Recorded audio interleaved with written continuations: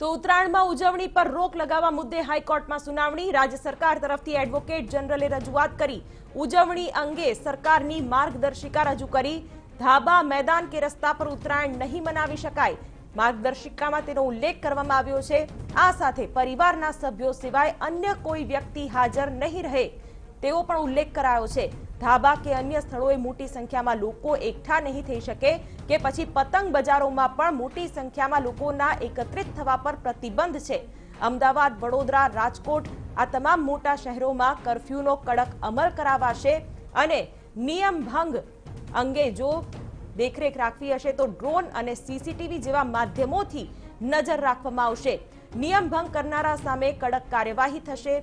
હાઈકોર્ટનો રાજ્ય સરકારને સવાલ, આ મુદ્દે કોઈ જાહેરનામું બહાર પાડ્યું કે નહીં તેવો સવાલ પણ રાજ્ય સરકાર। ત્યારે ઉત્તરાયણ કે જે ગુજરાતીઓનો એક પ્રિય તહેવાર છે, પરંતુ કોરોના મહામારીના કારણે આ વખતે ઉજવણી પણ પ્રતિબંધોથી લદાયેલી હશે અને તેમાં પણ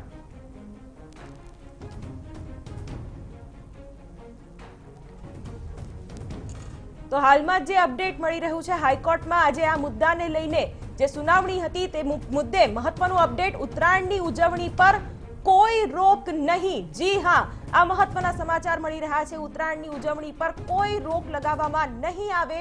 હાઈકોર્ટમાં આજે આ અંગેની મહત્વની સુનાવણી।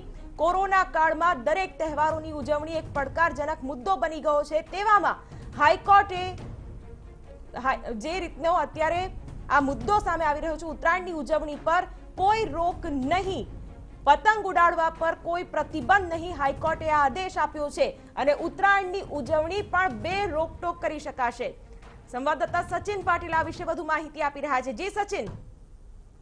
શિવાની, ઉત્તરાયણ મુદ્દે જે અરજી જાહેર રીતે કરવામાં આવી હતી ગુજરાત હાઈકોર્ટમાં, ત્યારે આ મુદ્દે જે સુનાવણી છે સુનાવણી આજે થઈ છે। જે કોરોના મામલે હાઈકોર્ટ દ્વારા સુઓ મોટો લેવાય છે એ મામલાને લઈને ત્યારે હાઈકોર્ટે જે અવલોકનો કર્યા છે એમાં ખાસ કરીને રાજ્ય સરકાર દ્વારા જે માર્ગદર્શિકાઓના મુદ્દા કોર્ટ સમક્ષ મૂકવામાં આવ્યા, જેમાંથી 13 મુદ્દાઓ માંથી એક મુદ્દા ઉપર સહમતિ ન બતાવીને હાઈકોર્ટે એમાં થોડો સુધારો કરવાનું કહ્યું હતું।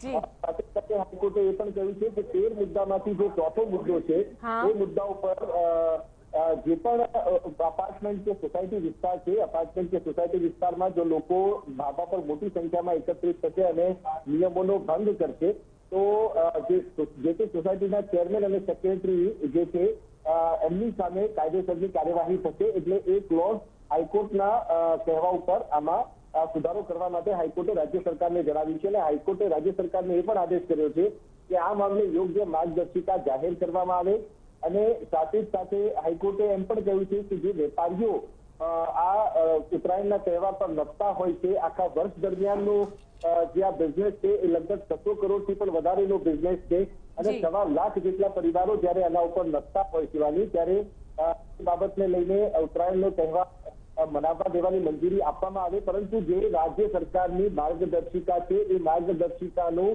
સંપૂર્ણ રીતે પાલન થવું જરૂરી છે।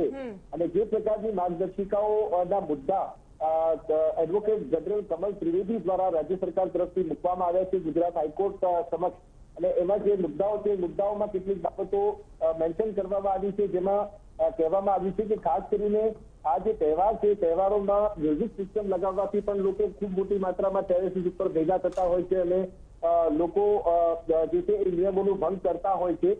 ત્યારે એવામાં કેટલીક બાબતો છે જે બાબતોને લઈને પોલીસ બંદોબસ્ત પણ રાખવામાં આવ્યો છે અને સાથે સાથે ડ્રોન અને સીસીટીવી થી પણ જે સમગ્ર પ્રક્રિયા છે એ પ્રક્રિયા ઉપર નજર રાખવામાં આવશે।